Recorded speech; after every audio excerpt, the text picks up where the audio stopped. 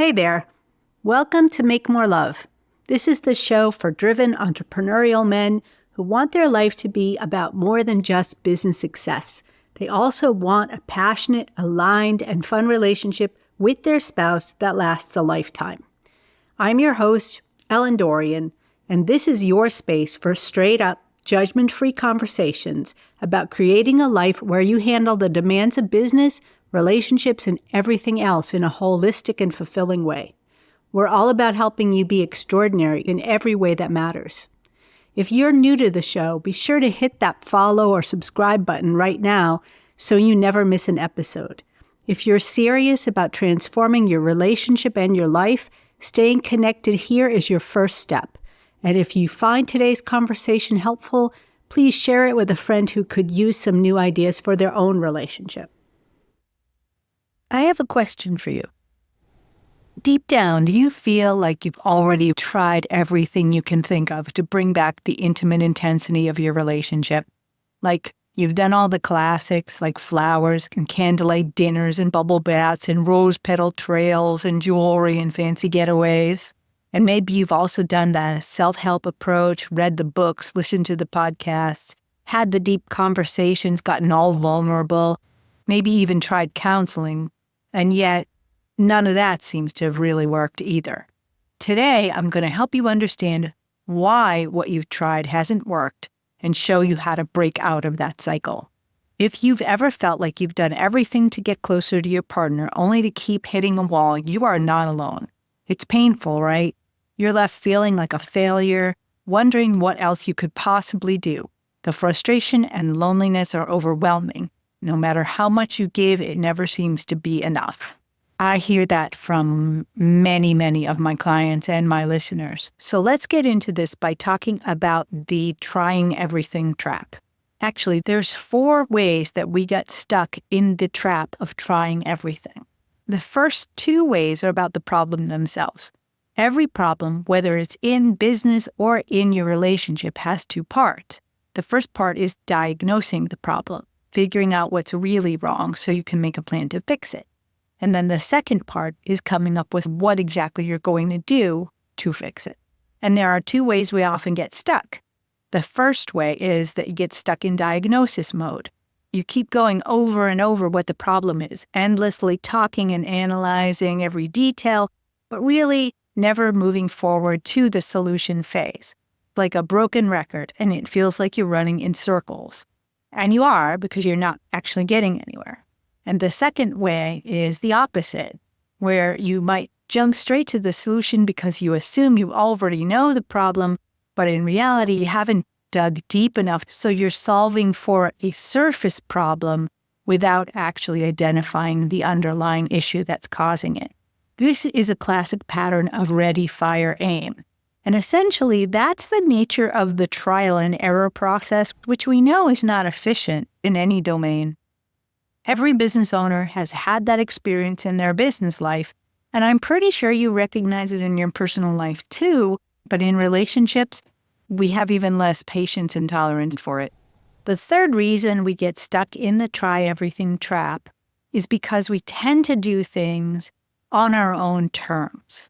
You might feel like you're doing all the right things, but are you doing things because they're comfortable for you to do, or are you really focusing on what your partner needs or what the problem needs in order to be solved?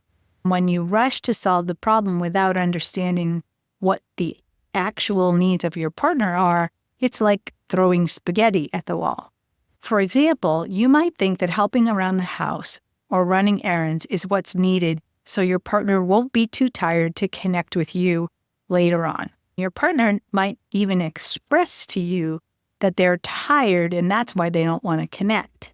But it could be that they're tired of the way that you're interacting with them. And so the things you're doing to solve the tiredness problem aren't solving the kind of tiredness that they're experiencing. Maybe their love language is words of affirmation. Doing all those things to help out around the house is not going to make them feel any more loved at all. You're operating on your own terms, on your giving love language, not their receiving love language. They might just need to hear from you how excited you are to be with them, how much you love them, how hot they are, whatever they need in order to feel loved so that they want to connect with you. And the fourth issue that comes up is around your motivations. Sometimes the effort you're putting in is driven by an expectation of an outcome. You're doing the things to get a specific outcome, whether that's more intimacy or affection or connection or time together. But when the actions that you're doing are motivated by an expected reward rather than a genuine desire to make your partner feel loved and feel happy to be with you, those actions lose their impact. And nothing changes because the underlying motivation isn't about creating real emotional connection. Now that we've looked at the reasons why people get stuck in the trying everything trap, let's talk about how you can move forward. But before we jump into that, I want to let you know about something special I offer to my listeners. A lot of you have been reaching out with questions about your own relationships, and I want to help. So I'm offering this free relationship reset call. It's a quick 15 or so minutes, just you and me, where we get the lay of the land and we sketch out a plan to get you moving in the right direction. If you're thinking about scheduling a call, here are a few questions to ask yourself.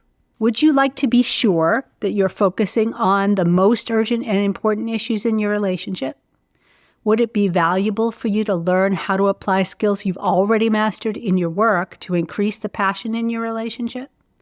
And would having an experienced guide help you stay on track as you implement new strategies?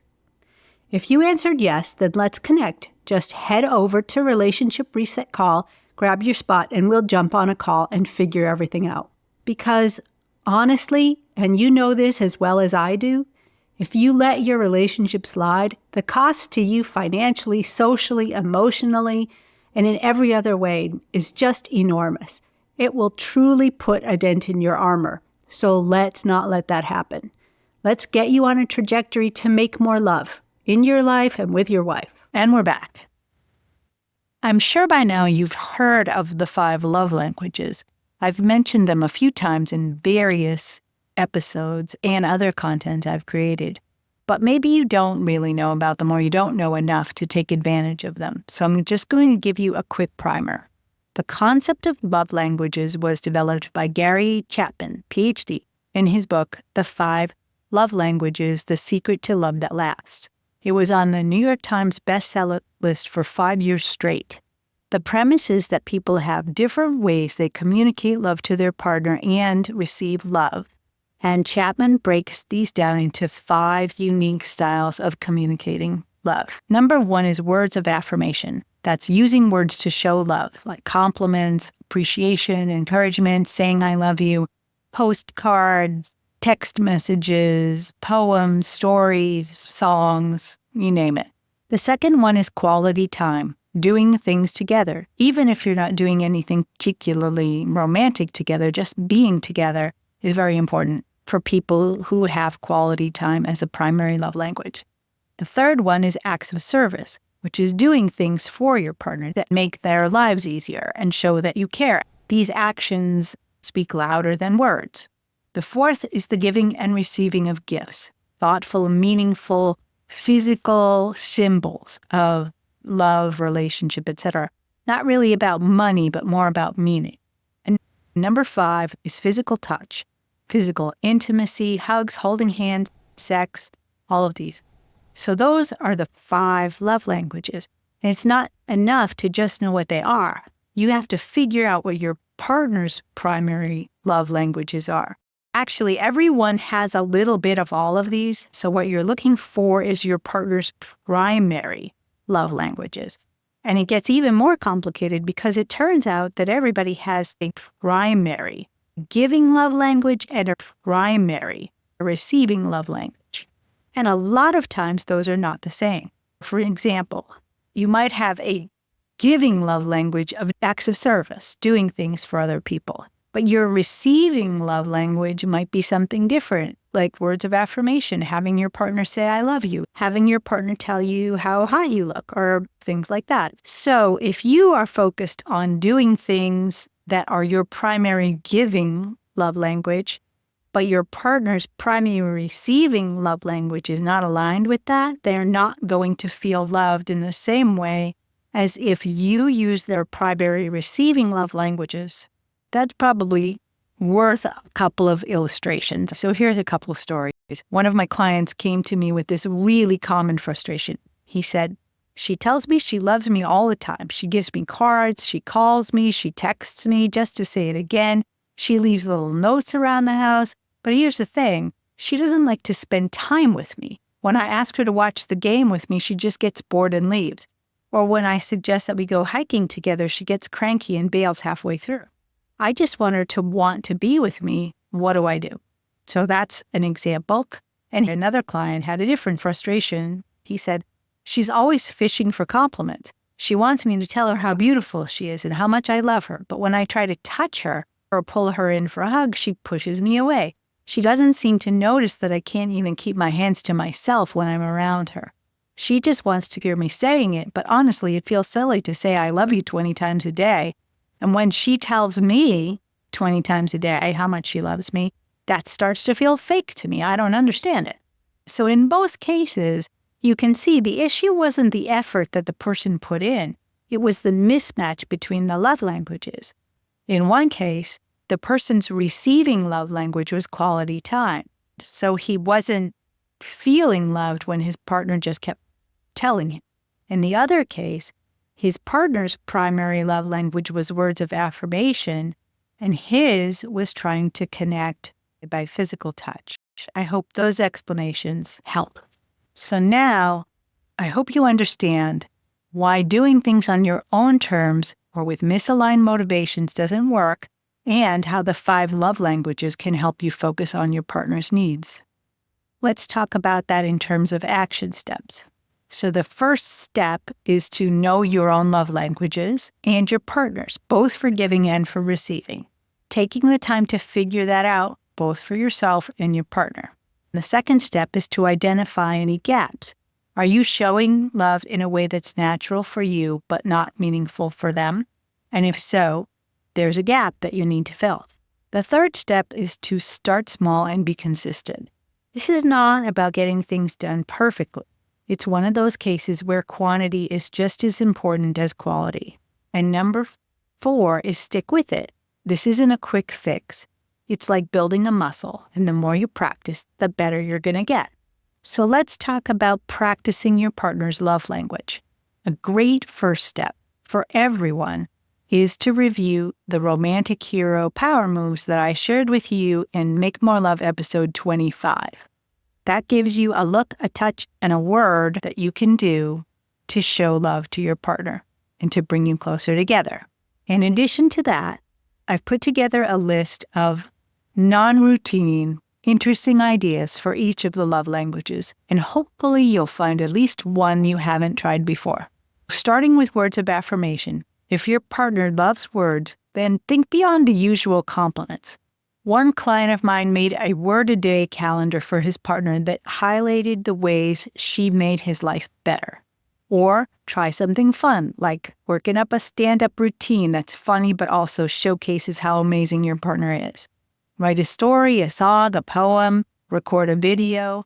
If you're not the creative type, no problem. There are pros out there who can help with services that can write custom songs or poems for your partner.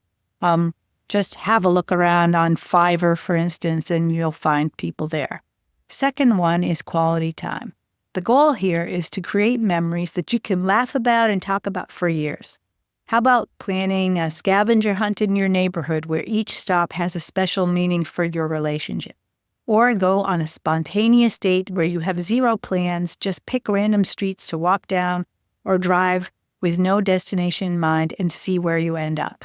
That's a great way to spend quality time together, and it's low stress because you don't have to plan in advance. The third one is acts of service. Now, if you're an acts of service kind of person, try to take something off of your partner's plate completely and for good.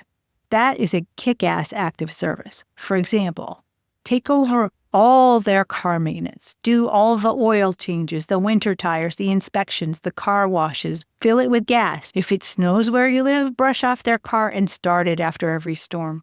so that all they ever have to do is go to their car, put the key in the ignition, and go. They will love you forever for that.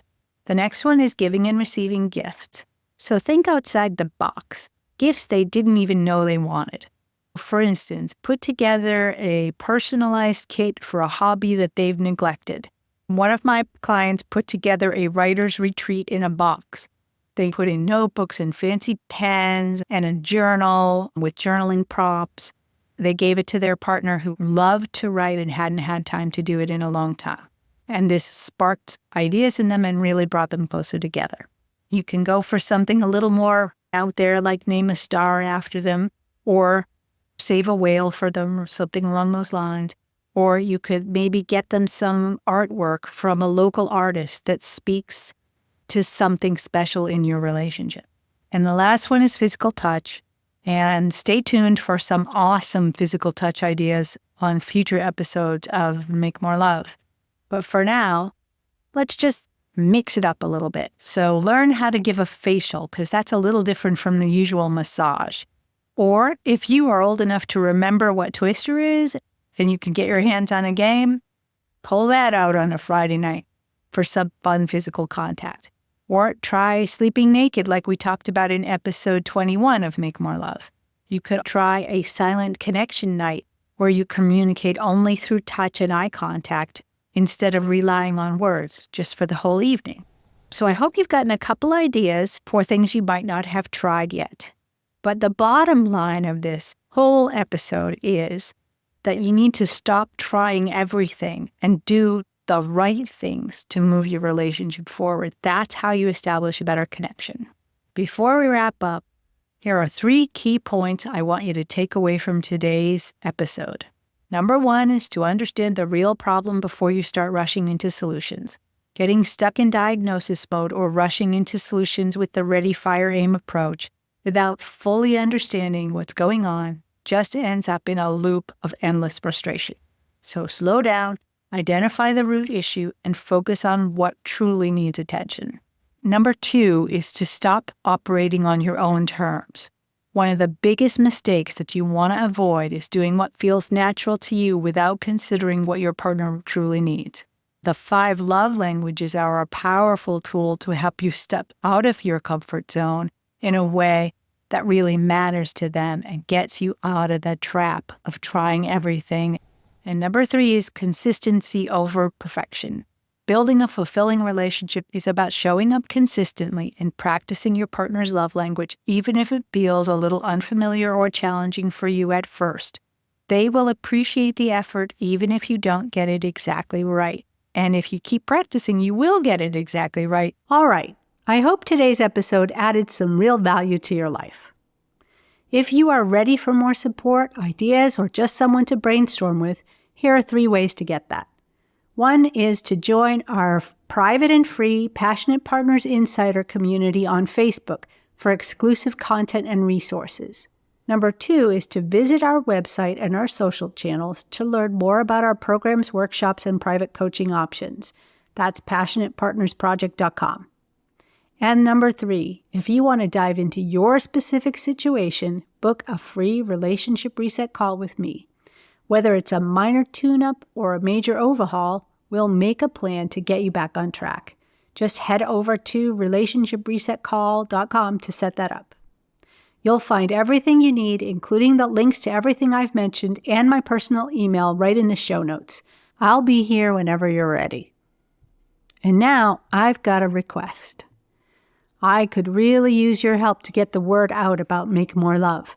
First, if you haven't already, please hit follow and subscribe on whatever platform you prefer. And when you do that, it helps more people find the show, and it makes sure you don't miss anything. And second, even more important, leaving a review will really help me grow our community so we can reach even more people. And finally, if you know someone who's struggling in their relationship, please share the show with them. A simple share from you could be life-changing for them. So thank you so much for spreading the word. I'm Ellen Dorian. That's what I've got for you today. I believe you had good reasons for choosing the partner you have. My mission is to help you reconnect with those reasons and discover new ways to make more love in your life and with your wife.